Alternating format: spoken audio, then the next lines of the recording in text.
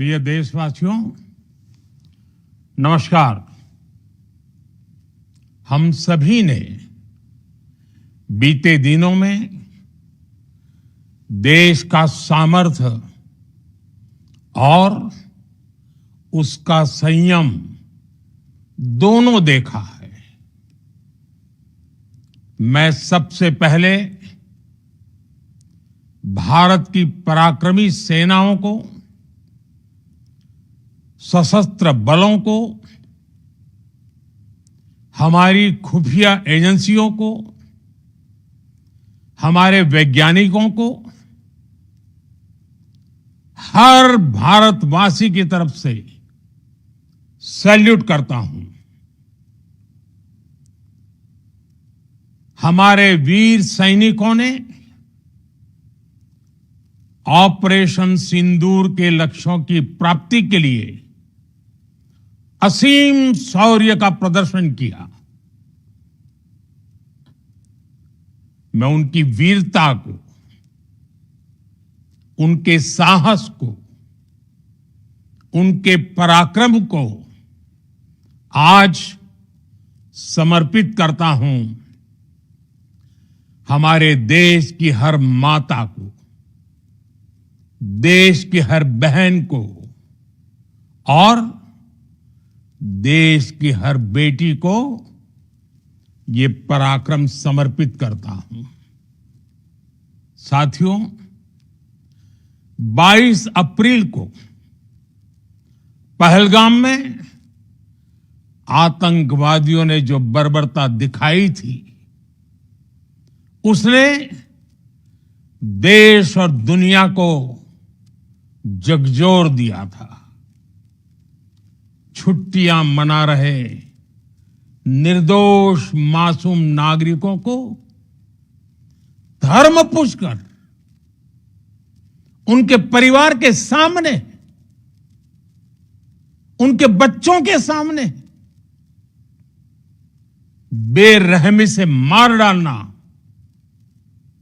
यह आतंक का बहुत विभत्स चेहरा था, क्रूरता थी। ये देश के सद्भाव को तोड़ने की घिनौनी कोशिश भी थी। मेरे लिए व्यक्तिगत रूप से ये पीड़ा बहुत बड़ी थी। इस आतंकी हमले के बाद सारा राष्ट्र, हर नागरिक, हर समाज, हर वर्ग, हर राजनीतिक दल एक स्वर में आतंक के खिलाफ कड़ी कार्रवाई के लिए उठ खड़ा हुआ। हमने आतंकवादियों को मिट्टी में मिलाने के लिए भारत की सेनाओं को पूरी छूट दे दी और आज हर आतंकी,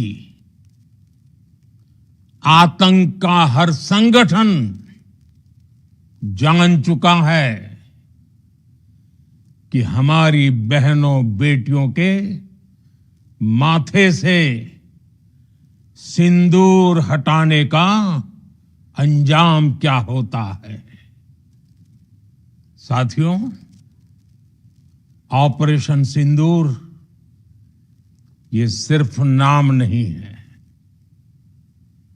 ये देश के कोटि कोटि लोगों की भावनाओं का प्रतिबिंब है। ऑपरेशन सिंदूर न्याय की अखंड प्रतिज्ञा है।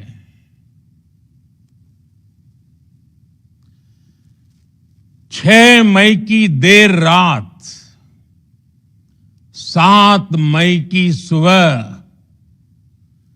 पूरी दुनिया ने इस प्रतिज्ञा को परिणाम में बदलते देखा है।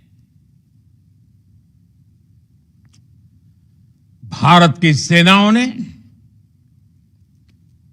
पाकिस्तान में आतंक के ठिकानों पर, उनके ट्रेनिंग सेंटर्स पर सटीक प्रहार किया। आतंकियों ने सपने में भी नहीं सोचा था कि भारत इतना बड़ा फैसला ले सकता है। लेकिन जब देश एकजुट होता है, नेशन फर्स्ट की भावना से भरा होता है, राष्ट्र सर्वोपरि होता है, तो फौलादी फैसले लिए जाते हैं, परिणाम लाकर दिखाए जाते हैं। जब पाकिस्तान में आतंक के अड्डों पर भारत की मिसाइलों ने हमला बोला, भारत के ड्रोन्स ने हमला बोला, तो आतंकी संगठनों की इमारतें नहीं, बल्कि उनका हौसला भी थर्रा गया। बहावलपुर और मुरिद के जैसे आतंकी ठिकाने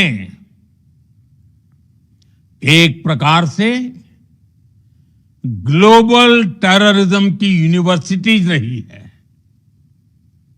दुनिया में कहीं पर भी जो बड़े आतंकी हमले हुए हैं, चाहे 9/11 हो, चाहे लंदन ट्यूब बॉम्बिंग हो, या भारत में दशकों से जो बड़े बड़े आतंकी हमले हुए हैं, उन सब के तार कहीं ना कहीं आतंक के इन्हीं ठिकानों से जुड़ते रहे हैं। आतंकियों ने हमारी बहनों का सिंदूर उजाड़ा था, इसलिए भारत ने आतंक के ये हेडक्वार्टर्स उजाड़ दिए।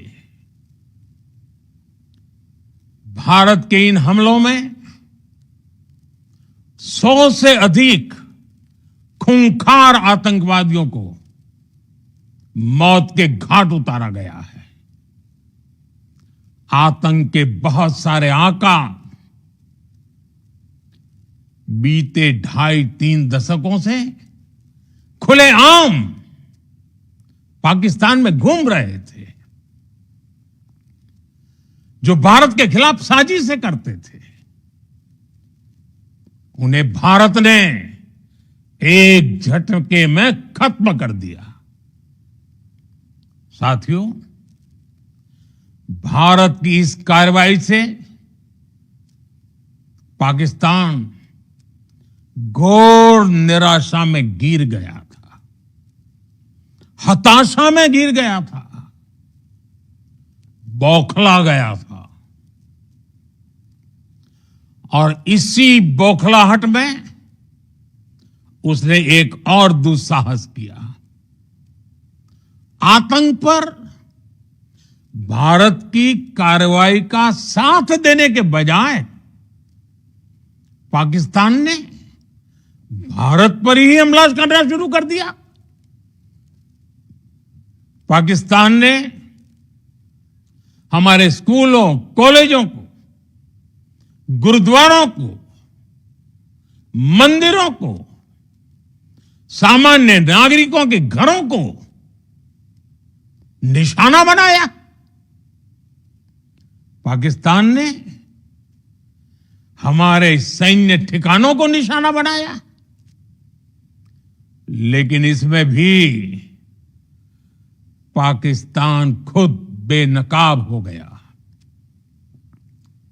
दुनिया ने देखा कि कैसे पाकिस्तान के ड्रोन्स, पाकिस्तान की मिसाइलें भारत के सामने तिनके की तरह बिखर गई। भारत के सशक्त एयर डिफेंस सिस्टम ने उन्हें आसमान में ही नष्ट कर दिया।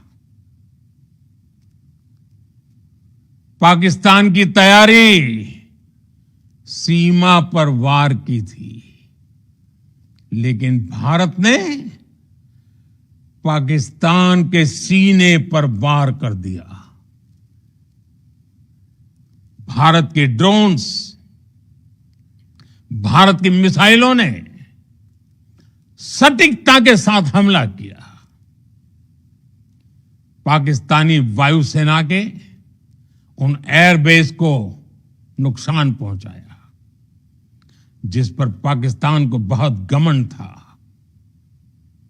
भारत ने पहले 3 दिनों में ही पाकिस्तान को इतना तबाह कर दिया जिसका उसे अंदाजा भी नहीं था। इसलिए भारत की आक्रामक कार्रवाई के बाद पाकिस्तान बचने के रास्ते खोजने लगा। पाकिस्तान दुनिया भर में तनाव कम करने के लिए गुहार लगा रहा था और बुरी तरह पीटने के बाद इसी मजबूरी में 10 मई की दोपहर को पाकिस्तानी सेना ने हमारे डीजीएमओ को संपर्क किया। तब तक हम आतंकवाद के इंफ्रास्ट्रक्चर को बड़े पैमाने पर तबाह कर चुके थे। आतंकियों को मौत के घाट उतार दिया गया था। पाकिस्तान के सीने में बसाए गए आतंक के अड्डों को हमने खंडहर बना दिया था। इसलिए जब पाकिस्तान की तरफ से गुहार लगाई गई, पाकिस्तान की तरफ से जब ये कहा गया कि उसकी ओर से आगे कोई आतंकी गतिविधि और सैन्य दुस्साहस नहीं दिखाया जाएगा, तो भारत ने भी उस पर विचार किया। और मैं फिर दोहरा रहा हूं, हमने पाकिस्तान के आतंकी और सैन्य ठिकानों पर अपनी जवाबी कार्रवाई को अभी सिर्फ स्थगित किया है। आने वाले दिनों में हम पाकिस्तान के हर कदम को इस कसौटी पर मापेंगे कि वो क्या रवैया अपनाता है। साथियों, भारत की तीनों सेनाएं, हमारी एयरफोर्स, हमारी आर्मी और हमारी नेवी, हमारी border security force BSF, Bharat के अर्धसैनिक बल लगातार अलर्ट पर है। सर्जिकल स्ट्राइक और एयर स्ट्राइक के बाद अब ऑपरेशन सिंदूर आतंक के खिलाफ भारत की नीति है। ऑपरेशन सिंदूर ने आतंक के खिलाफ लड़ाई में एक नई लकीर खींच दी है, एक नया पैमाना, न्यू नॉर्मल तय कर दिया है। पहला, भारत पर आतंकी हमला हुआ तो मुंह तोड़ जवाब दिया जाएगा। हम अपने तरीके से, अपनी शर्तों पर जवाब देकर रहेंगे। हर उस जगह जाकर कठोर कार्रवाई करेंगे जहां से आतंक की जड़ें निकलती हैं। दूसरा, कोई भी न्यूक्लियर ब्लैकमेल भारत नहीं सहेगा। न्यूक्लियर ब्लैकमेल की आड़ में पनप रहे आतंकी ठिकानों पर भारत सटीक और निर्णायक प्रहार करेगा। तीसरा, हम आतंक की सरपरस्त सरकार और आतंक के आकाओं को अलग अलग नहीं देखेंगे। ऑपरेशन सिंदूर के दौरान दुनिया ने पाकिस्तान का वो घिनौना सच फिर देखा है, जब मारे गए आतंकियों को विदाई देने पाकिस्तानी सेना के बड़े बड़े अफसर उमड़ पड़े। स्टेट स्पॉन्सर्ड टेररिज्म का यह बहुत बड़ा सबूत है। हम भारत और अपने नागरिकों को किसी भी खतरे से बचाने के लिए लगातार निर्णायक कदम उठाते रहेंगे। साथियों, युद्ध के मैदान पर हमने हर बार पाकिस्तान को धूल चटाई है और इस बार ऑपरेशन सिंदूर ने नया आयाम जोड़ा है। हमने रेगिस्तानों और पहाड़ों में अपनी क्षमता का शानदार प्रदर्शन किया और साथ ही न्यू एज वॉरफेयर में भी अपनी श्रेष्ठता सिद्ध की। इस ऑपरेशन के दौरान हमारे मेड इन इंडिया हथियारों की प्रामाणिकता सिद्ध हुई। आज दुनिया देख रही है 21वीं सदी के वॉरफेयर में made in India defence equipments, इसका समय आ चुका है। साथियों, हर प्रकार के आतंकवाद के खिलाफ हम सभी का एकजुट रहना, हमारी एकता हमारी सबसे बड़ी शक्ति है। निश्चित तौर पर यह युग युद्ध का नहीं है, लेकिन ये युग आतंकवाद का भी नहीं है। टेररिज्म के खिलाफ जीरो टॉलरेंस, ये एक बेहतर दुनिया की गारंटी है। साथियों, पाकिस्तानी फौज,